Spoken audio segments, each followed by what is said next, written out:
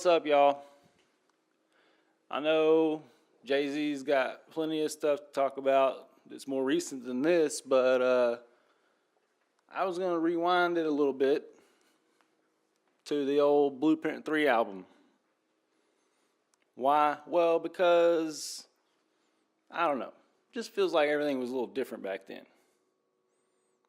You know, all these EPs and just everybody trolling everybody. Like, I feel like Blueprint was pretty good music still. You know, there was features on it, but they weren't necessarily like, I don't know. I heard there was a little riff-raff about some of the lines on there and who picked what and all that. But, you know, I can't recall the details because that was a while ago. But sometimes I'll grab these albums out and I'll listen to them even after the fact, you know, down the road. That's how you know album's good, because you want to go back to it. And believe it or not, I still, after hearing Jay-Z's music, still find stuff in there all the time that I didn't catch the first time around or the 12th time around or whatever. You know, I kind of dig that because you often just get the picture right away, and that's why you can move on. But if there's little pieces to find later, it's that much more interesting and valuable to you, you know, for whatever you paid for it or whatever time you're giving it. But anyhow, I think that Blueprint 3 was pretty good. One of the better albums of that time. And even if you look at where we're at, kind of, you know, it's just, you know, shows a little bit of the end of that era of hip hop. If you look at it from this place on the timeline, if you will.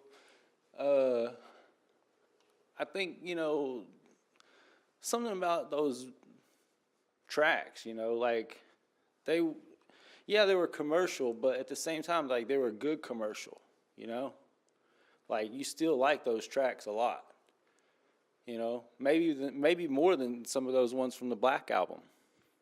You know, I mean, Black Album had a lot of, you know, good commercial type tracks that were still off the wall, like 99 Problems or whatever, you know, like it wasn't your typical radio track, but at the same time, that's what it was, you know. So you have a lot more, I think, of these good flow with good jams. You know, like that's what I think of a Jay-Z, is like he got to a place where he was making music for so many people to appreciate, you know what I mean? And now it's good, whatever. He's taking it old school, and I like it, but it's one of those things, you know, it's like if you can't go home, as they say, you know what I mean? So I like how Kanye keeps it moving, not to bring him into it, but I'm just saying most people don't evolve with their success. Kanye's album's always evolving, his sound's always evolving. But anyway, I think that Blueprint 3 is pretty good. Was it as good as Blueprint 2? It was not as iconic for sure. But I think musically it is pretty good, man. I mean, it just depends on what you like. I think the way I look at it is kind of like a split in the crowd. So guys probably like Blueprint 2 way better. Girls probably like Blueprint 3, you know, depending on their age and how serious they are about hip-hop.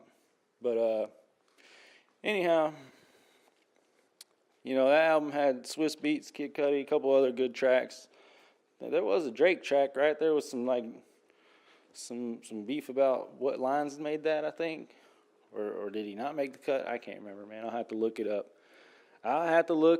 Like always. My hip-hop history is a little like Swiss cheese. But, you know, overall, it's Gouda. Get it? Anyhow, I'll catch y'all later. Blueprint 3. Go back, check it out.